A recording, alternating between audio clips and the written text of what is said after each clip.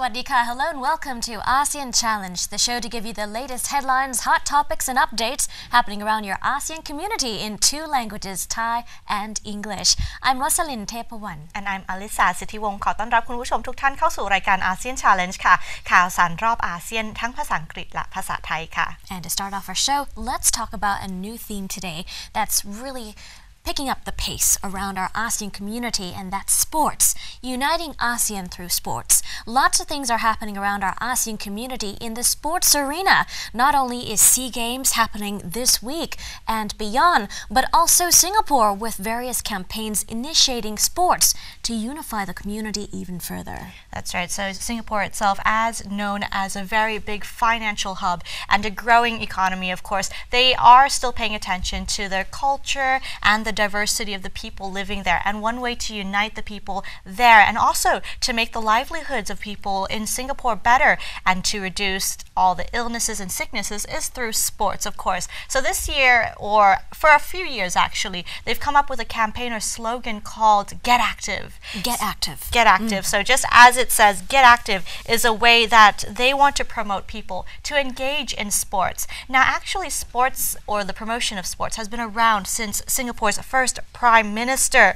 Lee Kuan Yew. Now, however, nowadays, of course, as people are becoming more busier though, with more technology, elevators, escalators, life is becoming easier. People are starting to forget about sports. So it's very important to pick that up and promote it as well. Right, especially with Singapore being a city-state. Lee Kuan Yew had pointed out that these days modern urban lifestyles are not so conducive to sports activities and a really active lifestyle. So this particular event will actually double dip in many fields, not only in wellness and in health and activity, but also in unity. And so various groups of people, not only athletes themselves, Olympians, for example, get together, but even local people, even corporate business people all get together to compete in different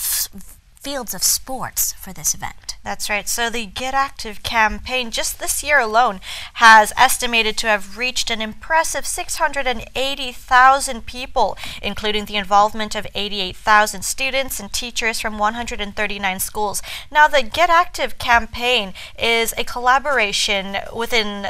ministries in Singapore, especially the Ministry of Culture and Community and Youth. So they are getting together with several communities and schools in order to promote sports and exercise amongst people of all ages. Now, not only in terms of regular sports activities, but in terms of para sports as well. That's also another big promotion. So now Singapore is also known, or is very accepting to people to be able to engage in para sports as well. Indeed. Not just that, but once Singapore hosted the Southeast Asian Games a couple of years ago in 2015, they built a new national stadium, which is now a big host of these various competitions and sports that you see here, not only along the beach, but everywhere. They can house the Paralympics and also the para sports and much, much more. So Singaporeans are becoming more and more active as a result.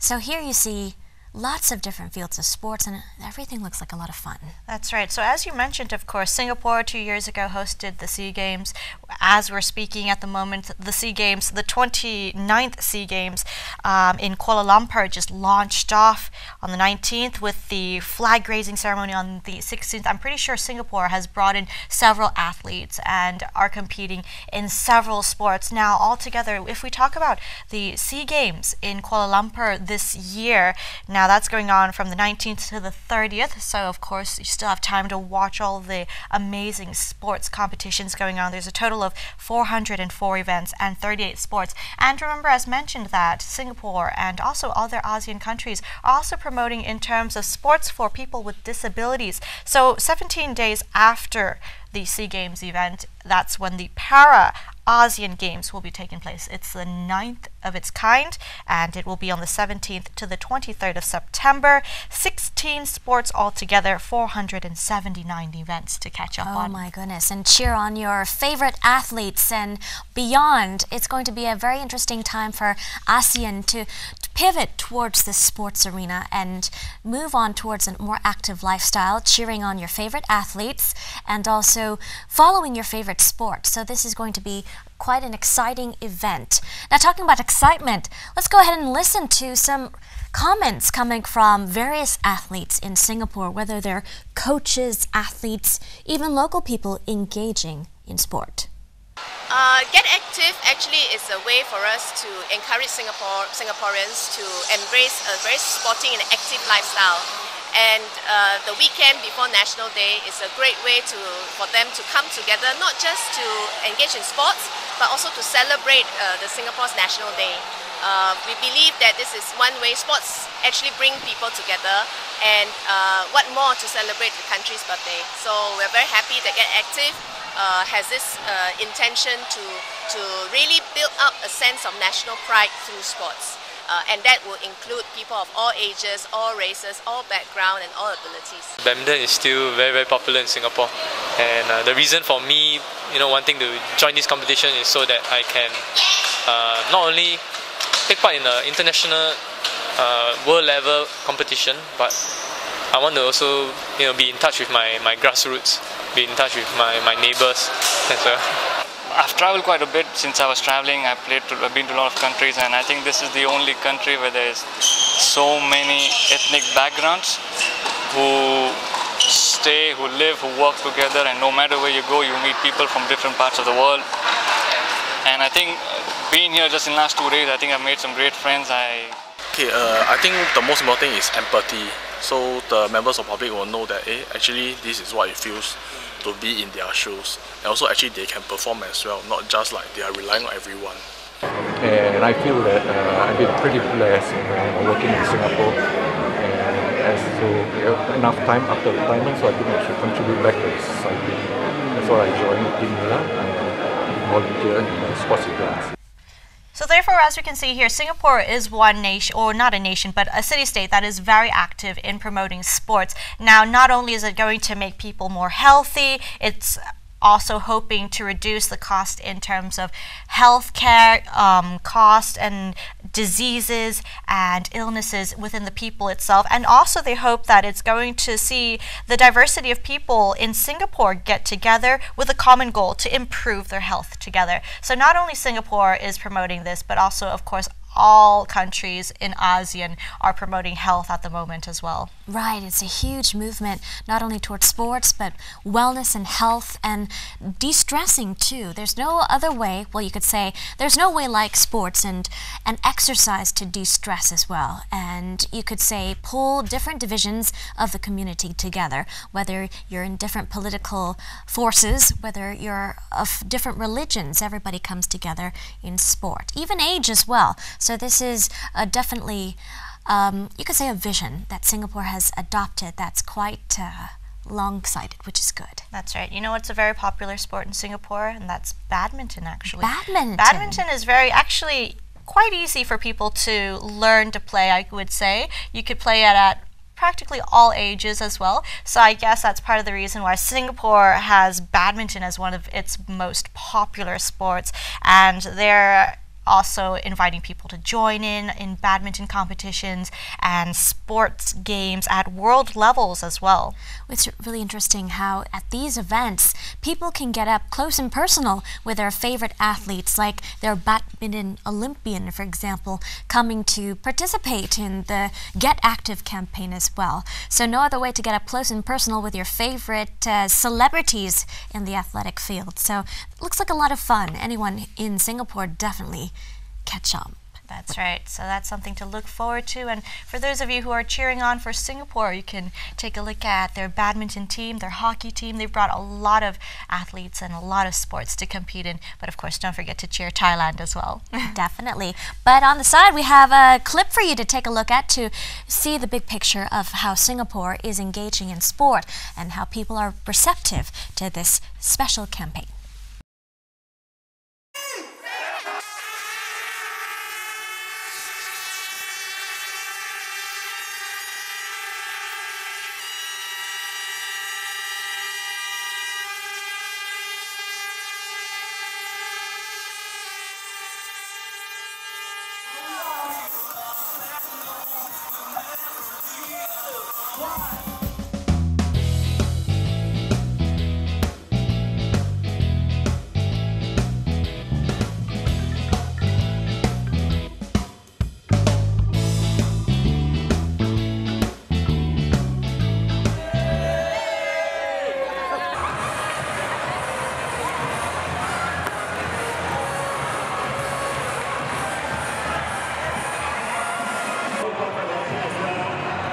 ละค่ะสิ่งที่เราเพิ่งเห็นกันเมื่อสักครู่นี้นะคะในช่วง ASEAN Around Us วันนี้เราก็พาคุณผู้ชมกลับไปที่ประเทศสิงคโปร์กันนะคะอย่างสัปดาห์ที่แล้วเราไปดูที่สนามบินกันแล้วคราวนี้สิงคโปร์เนี่ยนอกเหนือจากการมีการโปรโมทสนามบินของเขาการท่องเที่ยวของเขาก็มีการโปรโมทด้านกีฬาของเขาเช่นเดียวกันนะคะอย่างที่เราทราบกันว่าสิงคโปร์เนี่ยถือว่าเป็นสังคมที่หรือว่าเศรษฐกิจที่กำลังเติบโตอย่างแบบไวมากๆเลยธุรกิจด้านการเงินเนี่ยค่ะของสิงคโปร์เนี่ยก็เติบโต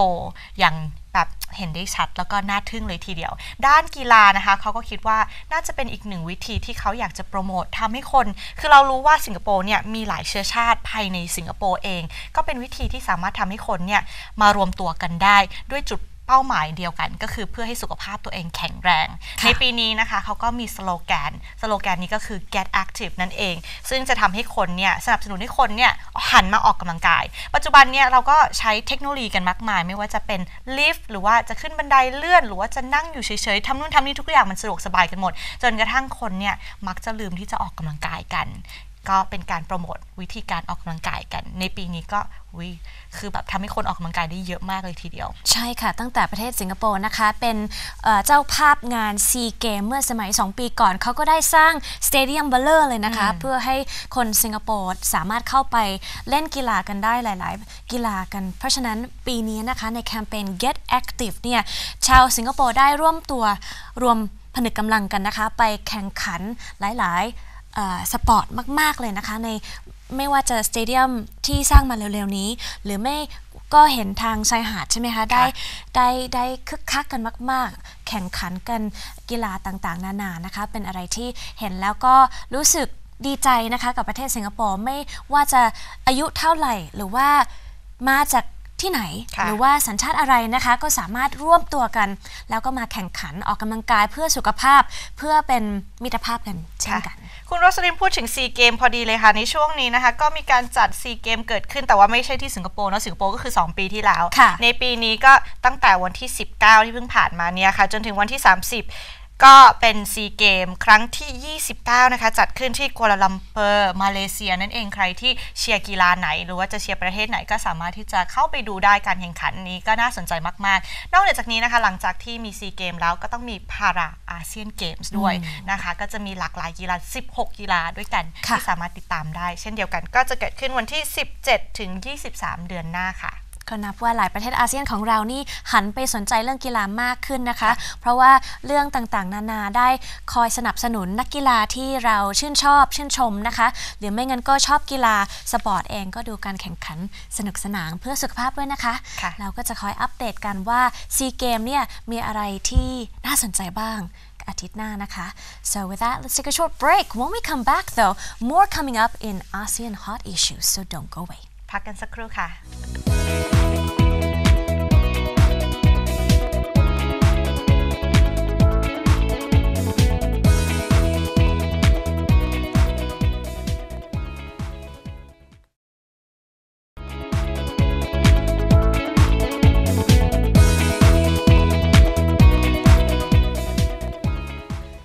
Welcome back to the program. Into ASEAN hot issues, let's take a look at what topics are making headlines again this week in ASEAN. Taking a look at the first updates coming from Cambodia. The situation intensifies along the border, both borders of Cambodia with Laos and Vietnam, as the standoff continues to escalate. Cambodia taking action against this military presence or police presence along the border with Cambodia. That's right. So at the moment now, Cambodian Prime Minister Hun Sen has accused its neighboring Laos of sending troops into Cambodian territory in April and set an August 17th deadline for their departure, warning that he was mobilizing soldiers to the border area. He voiced that he did not want to take any action or force, but because Laos had passed the deadline without withdrawing their forces, Cambodia is going to take action. So Hun Sen said this at a ceremony in the Cambodian capital that he had been in touch with the Laos government, where about 30 soldiers from Laos had crossed the border into the so-called Cambodian territory and remained there for some time. So with that said, the dispute continues between Laos and Cambodia. That's right. So Laos and Cambodia have a territorial and border dispute going on, and officials who declined to be identified at the Laos embassy in Phnom Penh has told Reuters. But no agreement on the borderline has been made at the moment now. The official said he urged Cambodia to stop clearing the land and the area for road building activities in order to allow checks by inspection panels from both countries. Right, and earlier on, Hun Sen and the Laotian Prime Minister Thongloun Sittaluth on Saturday had spoken to talk about possible withdrawal of troops, according to media. But it seems that still at this point there has been no kind of definite resolution. So this is in a way reminiscent of what had happened with Thailand several years back with the Preah-Vihear border dispute as well. But this also echoes another situation happening between Cambodia and Vietnam, where another border dispute continues, where Cambodia has accused Vietnam of encroaching on its territory. ใช่แล้วค่ะมาดูกันในข่าวแรกของ ASEAN Hot Issue ค่ะมากันที่ประเทศกัมพูชานั่นเองค่ะนะคะซึ่งทางผู้นำของกัมพูชาฮุนเซนนะคะก็ได้กล่าวหาเพื่อนบ้านทางลาวนั่นเองค่ะก็กล่าวหาว่าได้ส่งกองกำลังเข้ามาในบริเวณชายแดนของกัมพูชานั่นเองในเมื่อเดือนเมษายนที่ผ่านมาค่ะก็ตั้งวันที่17ที่ผ่านมาค่ะก็เป็นเดดไลน์ถือว่ากำหนดการให้ทางลาวเอา troops หรือว่าเอากองทหารออกจากบริเวณของกัมพูชาค่ะแต่ว่าในเมื่อประเทศลาวยังไม่ได้ดึงกำลังออกจากทาง border ใช่ไหมคะก็นับว่าทางเขมรก็จะดำเนินการต่อไปก็สถานการณ์ตอนนี้ระหว่างประเทศเขมรแคนเบเดียกับประเทศลาวนะคะก็นับว่ายังไม่ได้จบสิ้นซึ่งในขณะนี้เร็วๆนี้ก็ได้พบร่างของตำรวจนะคะจากประเทศลาวที่ลอยทางแม่น้ำเซคงอยู่เหมือนกันนะคะก็เป็นสถานการณ์ที่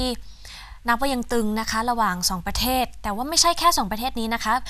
มีปัญหาระหว่างประเทศเขมรกับประเทศเวียดนามเช่นกันใช่ค่ะปัญหาเดียวกันค่ะใช่ค่ะก็ต้องติดตามดูนะคะว่าจะเป็นอย่างไรกันต่อไป Anyways moving on to some other news updates now going on to the Philippines and in which they have reported avian flu in the Philippines and the outbreak will has forced them to cull 200,000 chickens, quails and ducks after confirming the country's first outbreak of the bird flu. So this was said by the Agricultural Secretary Emmanuel Pinol, and in which it was found on a farm that there was avian flu outbreak and it had killed several chickens on the area, so they had to eliminate all the avian flocks that was like around the area. Authorities are guessing right now and discovering that a lot of these cases had actually come from China. A lot of migratory birds had come from China, or smuggled ducks also from China. These authorities here had said these are indications that the situation has the origins of the situation were from China. But at the same time, many strains only infect birds, but this one, the H7N1 strain, has also led to human case infections, including fatalities. As a result, Philippine officials will be culling, as you mentioned, hundreds of thousands of chickens, quails, and ducks within the next 3 days. And the situation had been spreading among farms to the north of the capital, Manila, 5 neighboring farms in particular. So with that said, officials are taking quick action to prevent the spread of more cases. That's right. So this is the H7N9, actually, as you mentioned, in which Philippines is the latest country in Asia, Europe, and Africa where the bird flu viruses have spread in recent months. As you mentioned, many only strain only in birds, but however, this one goes on to humans as well. So it does include fatal situations in China also occurred. So it's very dangerous. And 200,000 chickens, quails, and ducks, that's a lot of avian problems. Definitely. With that said, though, we have lots of disease outbreaks this year all around our ASEAN community, this month alone as well, with recent outbreaks of respiratory issues in Myanmar as well, masks flying off the shelves. With that said, with the Philippines culling the chickens, quails and ducks and poultry, we'll have to keep our fingers crossed that will be enough to contain the virus. But we'll keep you posted on more updates from that front. ใช่แล้วค่ะมาดูกันที่ประเทศฟิลิปปินส์กันบ้างค่ะซึ่งทางประเทศฟิลิปปินส์นะคะก็ได้รายงานเกี่ยวกับการพบการระบาดของโรคไข้หวัดนกเป็นครั้งแรกนะคะโดยทางนายเอ็มมานูเอลปินอร์นะคะรัฐมนตรีกระทรวงเกษตรของฟิลิปปินส์นะคะก็ได้เปิดเผยว่าจุดที่พบการระบาดอยู่ที่ฟาร์มแห่งหนึ่งนะคะซึ่งฟาร์มแห่งนี้นะคะก็อยู่ที่จังหวัดทางตอนเหนือของกรุงมะนิลานั่นเองนะคะแล้วก็ได้ทำการฆ่าไก่ไปแล้วกว่า 400,000 ตัวภายในพื้นที่1กิโลเมตรจากฟาร์มที่เกิดการระบาดนั่นเองการระบาดของไข้หวัดนกนี้นะคะก็ถือว่าคือนอกเหนือจากว่าจะระบาดไปถึงนกเองนะคะอันนี้ก็จะเป็นเชื้อที่สามารถติดต่อถึงคนได้ด้วย H7N9 นั่นเองค่ะใช่ก็นับว่าเป็นสถานการณ์ที่ทางเจ้าหน้าที่ฟิลิปปินส์ก็ต้องรีบจัดการด่วนไม่ให้เกิดเหตุการณ์ระบาดมากกว่านี้นะคะก็นับว่าในประเทศอาเซียนของเราช่วงนี้ก็จะมีเหตุการณ์ระบาดเยอะนะคะไม่ว่าจะเป็นประเทศฟิลิปปินส์กับ H7N9 นะคะแต่ว่าทางประเทศพม่าก็จะมีการระบาดของ swine flu เช่นกันเพราะฉะนั้นประเทศไทยก็ควรที่จะระมัดระวังนะคะคนไทยเวลาเดินทางไปประเทศฟิลิปปินส์กับประเทศพม่านะคะไม่ว่าจะเดินทางไปมะนิลาหรือว่าไปยังกุ้งก็ให้ระวังไว้ดีๆค่ะ That's right. So mentioning about Myanmar, moving on to some news updates now from Myanmar. Now ongoing allegations about human rights abuses against Rohingya migrants in Myanmar. It's still going on, and Myanmar, of course, have rejected all of the allegations that the United Nations have set against them in terms of killing Rohingya migrants, in terms of the raping, the killing, and in terms of all the violence going on that from the Myanmar military side. They've rejected all allegations. Now, this comes after the United Nations had come out with a report in February, which they have claimed to interviewed several Rohingya migrants who had fled over to Bangladesh in order to get this report. But however, after that came out and was released, investigations went on, and now Myanmar is denying everything. Right, at this point, it seems that it's a lockdown between both sides of the investigation committees, whether it comes from authorities of Myanmar or third-party investigators as well, such as the UNHCR and much, much more. So we'll keep you posted on more developments coming as the standoff, so-called investigative standoff, continues, and the issue still remains unresolved as Rohingyans in Bangladesh and even in Rakhine State are still suffering from the situation. ใช่แล้วค่ะไปดูกันต่อที่ประเทศเมียนมาค่ะซึ่งทางประเทศเมียนมานะคะก็ได้ปฏิเสธทุกคำกล่าวหาจากทาง UN นะคะที่ทาง UN ก็ได้กล่าวหาถึงความรุนแรงที่ทางเมียนมาได้มีต่อชาวโรฮิงญานั่นเองค่ะกับการล้างเผ่าพันธุ์กับในส่วนของการทำลายด้านมนุษยชนนั่นเองนะคะก็ถือว่าทางเมียนมาก็ได้ปฏิเสธทุกคำกล่าวหานั่นเองค่ะทีนี้เราก็ต้องจับตาดูต่อไปนะคะว่าเจ้าหน้าที่ของ UN จะมีการปฏิบัติยังไงต่อไปแล้วประเทศพม่านะคะเจ้าหน้าที่ทางสืบสวนสอบสวนจะก้าวหน้าแล้วก็ดำเนินการต่อไปยังไงบ้างเพราะในขณะนี้ยังไม่มีการสรุปค่ะในเหตุการณ์ของรักยักษ์ไข่นะคะเราก็จะคอยอัปเดตเรื่อยๆตามสถานการณ์แต่ว่า at this moment let's go from Myanmar over to Malaysia for some updates on a lighter note this time.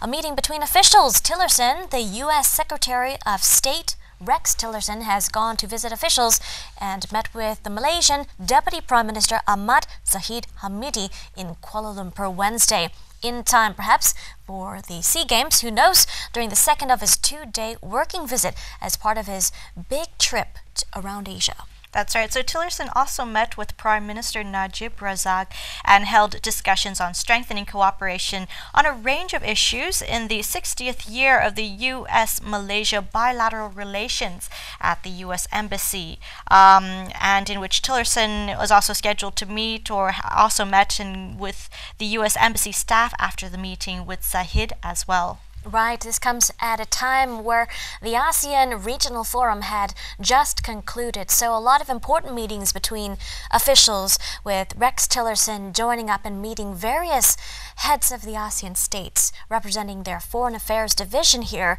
so a very productive meeting between the US and ASEAN, especially Malaysia. ใช่แล้วค่ะไปกันที่ข่าวเบาๆกันบ้างนะคะที่ทางประเทศมาเลเซียค่ะซึ่งนายเร็กซ์ทิลเลอร์สันรัฐมนตรีว่าการกระทรวงการต่างประเทศของสหรัฐค่ะก็ได้เข้าไปพบกับเจ้าหน้าที่ระดับสูงของรัฐบาลมาเลเซียนะคะเพื่อที่จะหารือด้านการพัฒนาความร่วมมือในภูมิภาคนั่นเองในปีนี้ก็ถือว่าเป็นปีพิเศษนั่นเองนะคะเพราะว่าปีนี้ก็ถือว่าครบรอบ60ปีในการสถาปนาความสัมพันธ์ทางการทูตระหว่างทั้งสองประเทศด้วยค่ะค่ะก็นับว่าเป็นการพบกันแบบพิเศษนะคะหลังที่นายเร็กซ์ ทิลเลอร์สันได้พบกับหัวหน้าประเทศอาเซียนทางด้านการต่างประเทศนะคะในงานประชุมอาเซียนที่เมืองมะนิลา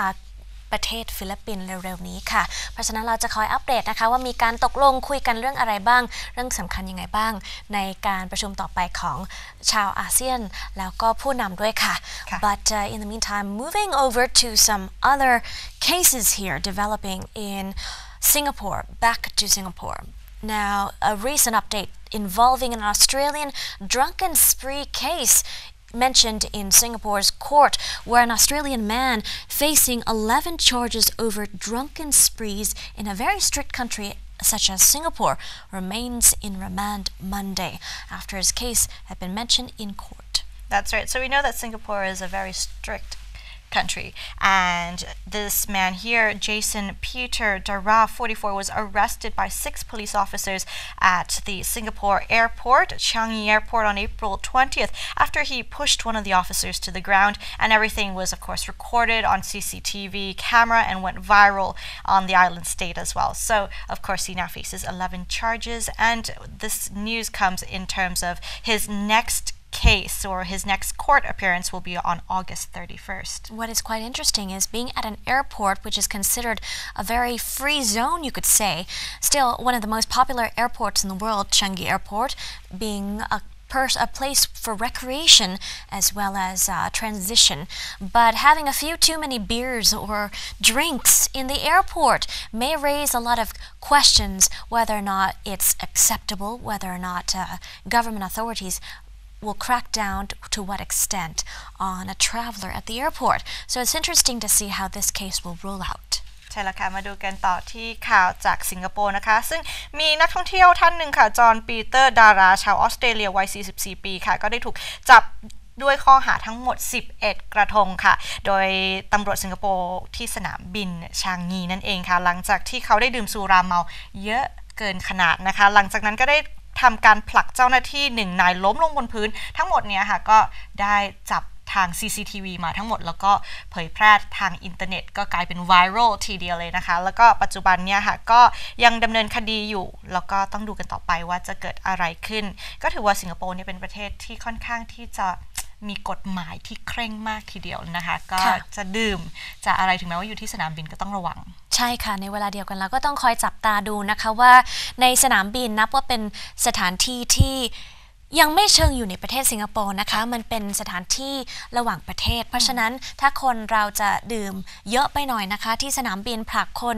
ตกหกล้มจะได้รับโทษหรือว่าสมควรรับโทษขนาดไหนในประเทศสิงคโปร์จากสนามบินนะคะเราก็จะคอยจับตาดูว่าจะมีการลงโทษยังไงบ้างถูกต้องค่ะก็เดี๋ยววันที่31เนี่ยค่ะทางนายปีเตอร์เนี่ยก็จะต้องเข้าไปที่ศาลอีกครั้งหนึ่งก็ต้องดูกันว่าจะเกิดอะไรขึ้นค่ะก็จะเป็นสิ่งที่คนอื่นนะคะจะต้องเรียนรู้จากเหตุการณ์นี้นะคะถ้าเกิดว่าได้รับโทษอย่างหนักคนไปสนามบินสิงคโปร์ก็ต้องระวังนะคะอย่าดื่มเบียร์อาจจะดีกว่าAlright, with that said, we're going to take another short break. When we come back, we have several interesting events coming up soon. Stay tuned.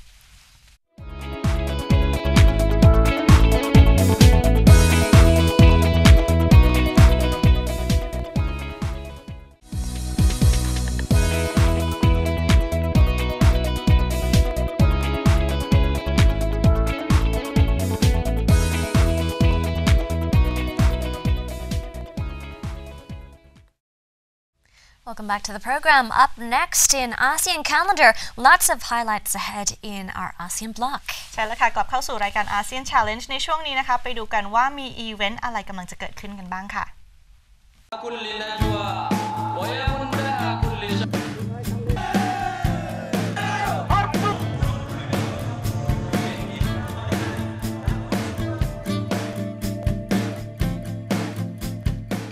The 16th of August 2017, Thai Peace Day. The Free Thai Movement Memorial Building is being opened as peace lovers and government officials mark Thai Peace Day, paying tribute to statesman Pridi Phnom and members of his clandestine group. In proclaiming peace on August 16, 1945, Mr. Pridi, or Luang Pradit Manutham, successfully saved the nation, then Siam, from being condemned as one of the Axis powers. Located in the 360 Rai Seri Thai Water Park in Bungkum District, the three-story building is designed after the then residence of Mr. Pridi on Phra Athit Road, while he was regent to His Majesty King Ananda Mahidol. The Riverine Place, now a residence of a Privy Councillor, also served as a headquarters of the Free Thai Movement. Construction of the memorial building, an initiative of former Bangkok Governor Pishit Ratakul, was completed last year for 9 million baht. The building consists of public library and a museum showcasing historical materials and documentaries about the Free Thai movement. This is the first time ever that we have a museum telling the story of commoners in the most comprehensive way, said Sin Sawat Yod Bang Tey, manager of the Pridi Phnom Yong Institute, in his capacity as the coordinator of the memorial building project.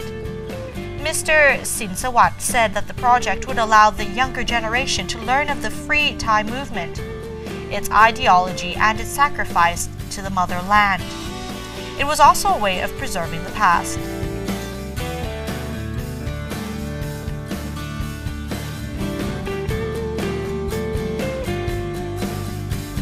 18th of August 2017, National Science Day in Thailand.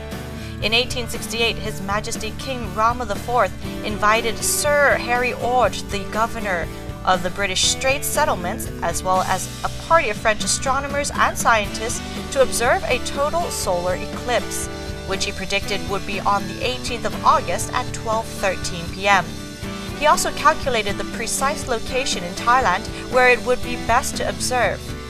The party traveled to Wat Ko, a small village in Prachuap Khiri Khan province about 300 kilometers south of Bangkok, for the event, where the king's calculations proved to be correct. This was just another example that showed both his loyal subjects and foreign dignitaries how much of an intellectual he really was.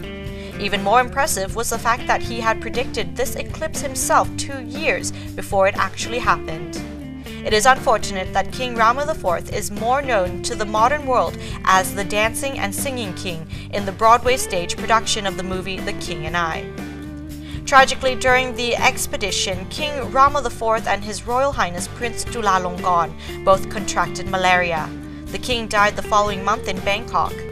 In 1982, the Thai government designated King Rama IV as the father of science in Thailand. In addition, they declared that henceforth August 18th would be known as National Science Day. In 1989, the King Mongkut Memorial Park of Science and Technology was established to commemorate King Rama IV.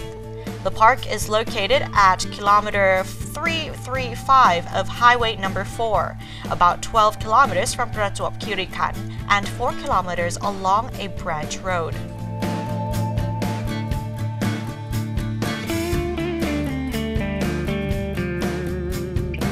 The 21st of August 2017, Ninoy Aquino Day.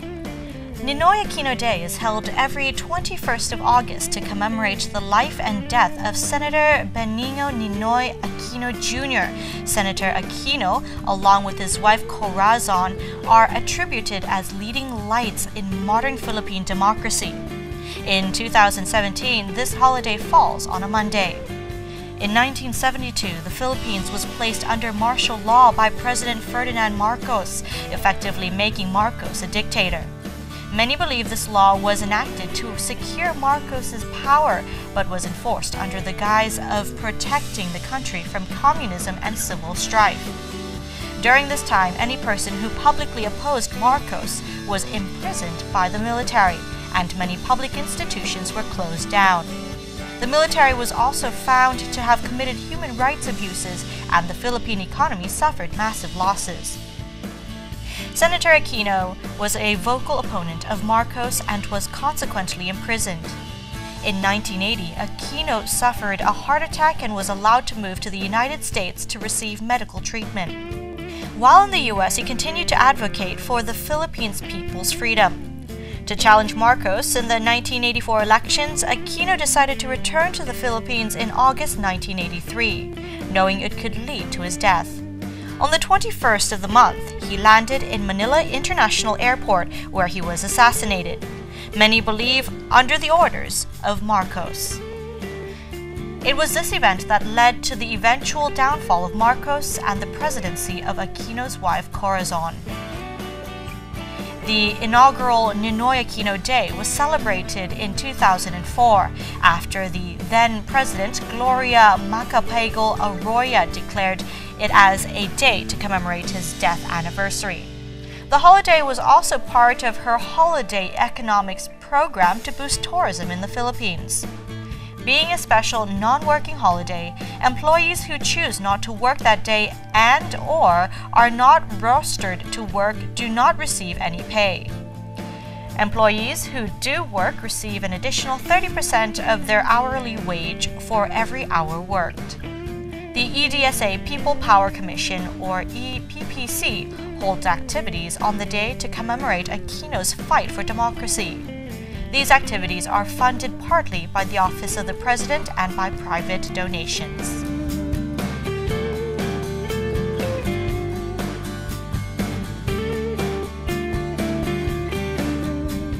The 28th of August 2017, National Heroes Day, Philippines' national holiday in the Philippines. This regular national holiday is celebrated on the last Monday in August. It is a day to commemorate Philippines' national heroes. The public holiday was established to celebrate the efforts of all national heroes, even if they were unknown. In 1995, a year before the centenary of the revolution against Spain, a committee produced a list of key national heroes who should be honored for their contribution to the Philippines. Two of these heroes, Andre Bonifacio and Jose Rizal, were key figures in the fight for independence from Spain, that they also have significant national holidays in their honor. The day chosen is intended to mark the cry of Pugad Lawin in 1896, which was the first act of insurrection against the Spanish colonizers by the Katipunan, a hitherto secret Filipino revolutionary movement. This is seen as the start of the Philippine Revolution and movement towards independence. The day is marked by parades and the laying of wreaths to honor those who lost their lives in the pursuit of the Philippine nation.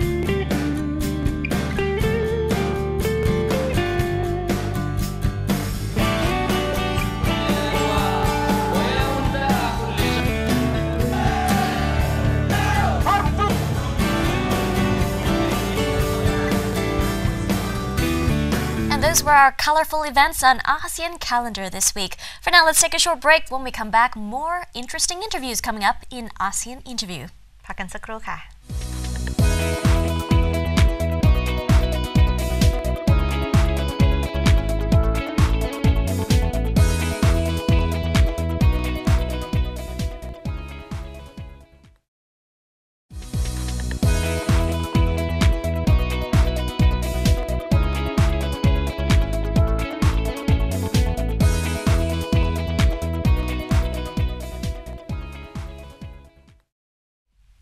Welcome back to the program, and on to ASEAN Interview. We have a very interesting topic about Indonesia and its showcasting out towards the world. Let's take a look.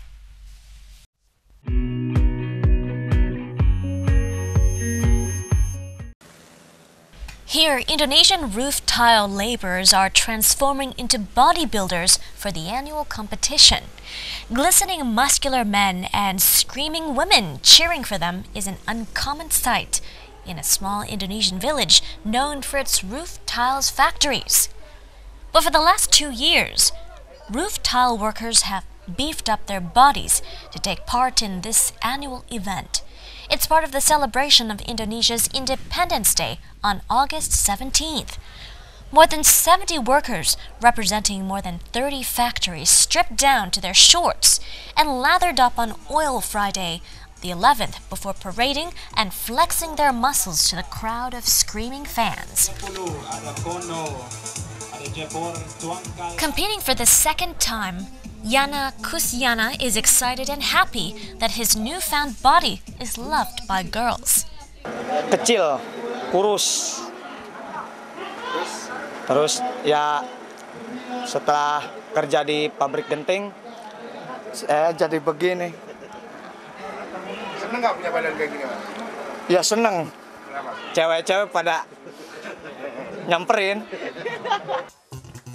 Lifting over hundreds of kilograms of roof tiles every day, the workers naturally train their bodies and muscles without the need to step into a gym.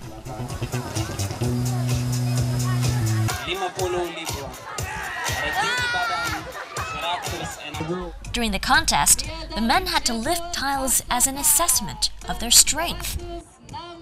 Ya baiklah untuk membina fisik supaya kuat, tegar. Apalagi kan ini karena kawan saya ikut lomba ini dari tahun yang lalu. Berarti ikut kejuaraan gini udah 2 tahun sekarang.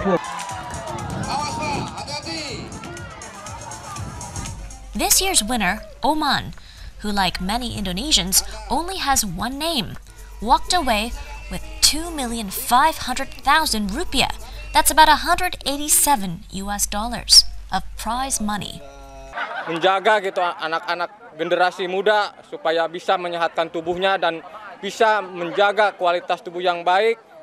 dan jangan sampai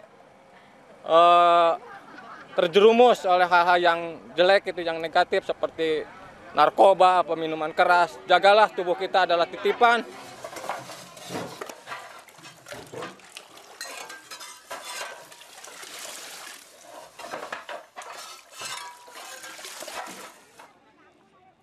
Up next, over 10,000 dancers break Indonesia's record in traditional Achinese dance to promote unity. More than 10,000 people broke a national record with traditional Saman dance performance in Indonesia's Aceh on Sunday the 13th, as a way to promote unity ahead of the country's Independence Day on August 17th. Wearing black and yellow traditional costumes, the dancers sat in rows, clapping their hands on shoulders and laps to the rhythm of traditional folk songs. Saman dance, well known as the dance of 1,000 hands, is classified as one of the cultural heritages of UNESCO and performed only by males. This is the second time a mass Saman dance took place in the Gayo Highlands. In 2014, the group managed to break the record with 5,057 dancers, and this year there were 12,261.